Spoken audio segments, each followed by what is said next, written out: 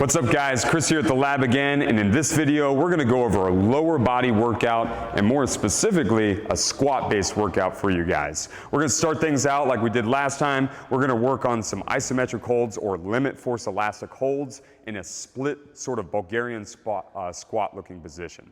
So we're going to, I'm going to be using a 1/2 inch band here. You could use a 1 inch band, any type of band that you have, but we're going to be pulling this guy to the limit. So I'm going to wrap this up a whole lot here. We're going to be going for those 30-second holds on each side again in this Bulgarian squat position. So you could use a bed, you can use a bench, you can use a chair. You just need to get something so the back leg can be elevated.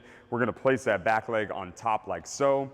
I like to be fairly close to the bench for this one, but find a position that works best for you and a depth that works best for you. So when we get in here, again, we're going to be sort of focused on this extreme side bend and really establishing our position or our posture of this deep rotational side bend.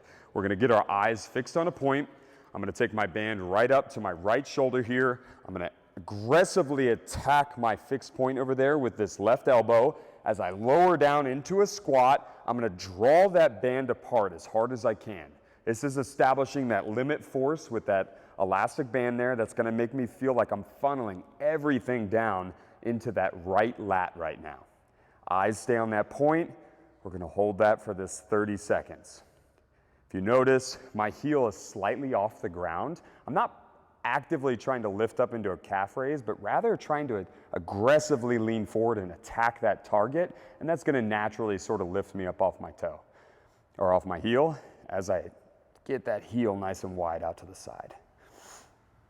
Again, trying to learn and condition and funnel everything into this lat. A lot of times when you do this for the first time, you're going to feel a lot of quad burn, a lot of inefficiencies going on that are going to tell you to get out because it's going to be tough. But the longer we practice these positions and postures, the easier these things are going to feel. Again, we're going to hold this about 30 seconds or so. All right, I think we wrapped up there. Awesome. So I'm going to go ahead and show you guys the other side. We'll do another 30 seconds. You guys can kind of see this long side or long portion of this. So again, sort of close to my, my elevated box here. I'm going to get my right foot up onto it. I'm going to steer off to this left shoulder. I'm going to really aggressively sort of, we like to say weaponize or attack my point ahead of me here with this right elbow. I'm pulling that left elbow down towards this backside pocket on the left side, and I'm aggressively leaning forward, aggressively drawing that band apart, trying to maintain that limit on that elastic band. And we're, again, trying to funnel everything into that left lat. I want to try to keep that my primary focus as I'm doing this whole move here. So keeping that deep side bend, holding 30 seconds. Keeping your eyes fixed on that point. We're going to keep that right elbow straight ahead. Again, you'll probably have that nice little natural sort of elevation in the heel as that heel's kicking out to the side on that left foot. Boom, cool. We hit our 30 seconds. We finished our isos. We would do that at least one more set, if not two more, and then we're going to go ahead and get into some work sets. All right, we got our isos out of the way. We're going to come over to a wall space like so just big flat wall. You could also probably do this in between a door frame as well if that's what you have access to. But we're going to be performing two different moves here. We're going to play around with a wall wedge squat, and then we're going to play around with a wall wedge sissy squat. So we're going to kind of hit two different variations of squat patterns, really try to stay rooted to this core in this bilateral environment as we do it. So first one we're going to do is going to be this sort of this wall wedge pounce squat. It's going to look like you're going to pounce on somebody a little bit. And what we'll do is we're going to just get a nice extreme angle on our wall here. I like to sort of have my hands kind of creating this diamond or triangle straight ahead of me. We're going to pull the shoulders down nice and low. I'm going to flare the heels out. I'm going to lower or walk myself down into like a deep squat position. And I sort of, like I said, it's pounce squat because I have this very aggressive spine shin angle that makes me look like I'm ready to jump forward, okay? I'm loading everything into my low lats like we just felt in those isometric holds.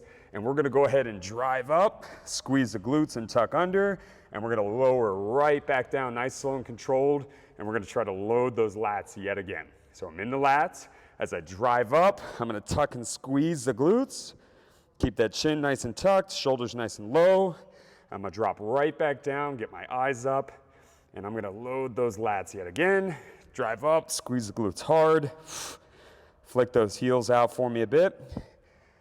And we're gonna go one more rep for me. Really taking your time through these, moving with intent, nice and controlled.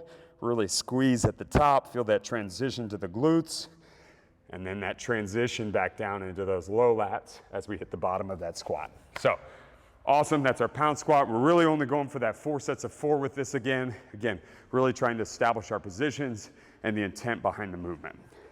Second movement we're gonna do. Again, this could be done in a doorway as well, but I like a wall. We're gonna go ahead and lay our back flat up against the wall. This is gonna allow us to get like a nice chin tuck. Shoulders can depress. Hands are gonna go down by my sides really low. They're gonna stay really low. I'm gonna actively be reaching for the floor. My feet are gonna come out. I'm gonna flare the heels out slightly. The pelvis is gonna tuck a little bit, and we're gonna lower down to whatever feels right and right back up. And we're gonna try to keep those hips driving through throughout the entirety of the movement. And again, we're gonna go for that sort of like 2 to 3 seconds down, 2 to 3 second pause, 2 to 3 seconds up. Just really owning these 4 repetitions. So I'm driving down. Again, being against this fixed object, it kind of keeps this nice chin tuck, really establishes a low shoulder position. I'm gonna slide right back up.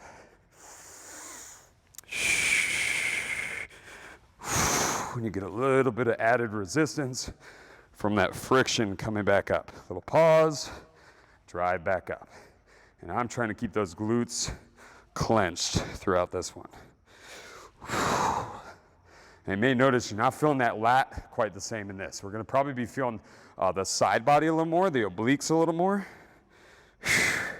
And definitely gonna get a nice quad burn from that one. One more for me.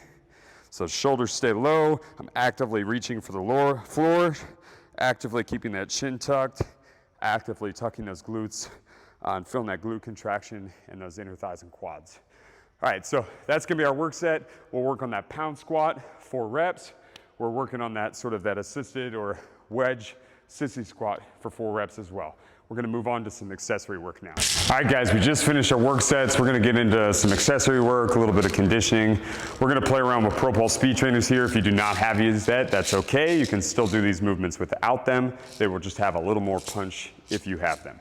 We're gonna play around with a stationary 1-2 cut drill. I'll coach that in a moment. And then we're gonna go for a run. And if you don't have access to something like a treadmill or a good place to run at the moment, what's great about these is we're gonna be able to do some stationary pulsing that'll mimic everything that we would get from our traditional run out on the block.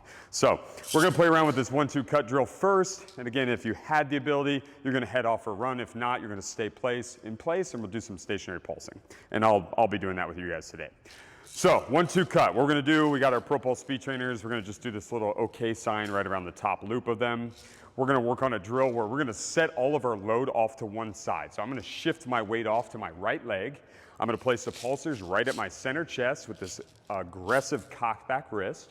I'm gonna load the pulsers up to my right shoulder. I'm gonna perform a downward pulsing arm action, so it pulses down and back up, and then back down. We're gonna do that for 1, 2, and on the third one, I'm gonna say cut, and it's gonna hit and draw me over and shift all of my weight off to the left side of my body. I'll then repeat the same, 1, 2, I'll say cut, boom, and it's gonna shift me right back to that right side. So we're gonna do this for that like 8 to 12 alternating. The goal here is to feel this nice shift or transfer of weight and also shift and transfer of load from my right core or my right side bend to my left side bend. Pretty simple. It's gonna give us that nice carryover effect, make us feeling really good as we leave our workout today. So we're on this right side. I'm drawing up to that right shoulder. It's a 1, 2, cut to the left. 1, 2, cut to the right. Boom, 2, cut. 2, cut, 2, cut, 2, cut. You can make these as big as you want to make them. 1, 2, cut. Again, feeling that full weight transfer, that full weight shift in my core. Ooh, all right, we'll finish that. If you're feeling great, you pop right to it. You're gonna head off in a run, making sure you're holding these with you. Again, if you don't have them, run without. That's fine. If we don't want to go off, we don't have a good running space, we don't have a treadmill available to us right now, we're going to go ahead and do some stationary pulsing. So we're going to do what we call a center pulse. Follows a lot of mechanics we just did there in that 1-2 cut. Pulsers are going to come to the center chest. I'm going to flick the heels wide with a nice wide base. I'm going to cock the wrist back. I'm going to draw one pulsar to one armpit. The other is going to stay at that center chest. I'm going to shift the weight over there. I'm going to pulse down towards the center or my belt line, and that's going to transition and switch positions. So boom, back and forth, feeling this nice center pulse. Now your feet can stay stationary like this at first, but if you're already in tune with your pulses, you're feeling pretty good, we're gonna add a little bit of a bounce to it. And we're gonna go for about a minute to a minute and a half. We'll sort of do that average 400-meter run. And the harder we put these pulsers down with our hands, the easier it's gonna feel to sort of get up and move.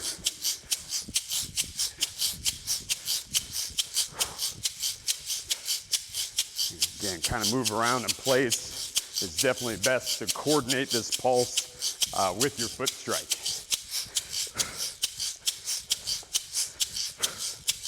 All right, cool. Again, we do that for about a minute, minute and a half or so, or run about 400 meters or around the block or whatever it be. We'll repeat this for another 3 to 4 sets, and that wraps up our second workout in this lower body sort of squat focused series. We'll see you guys at the next workout.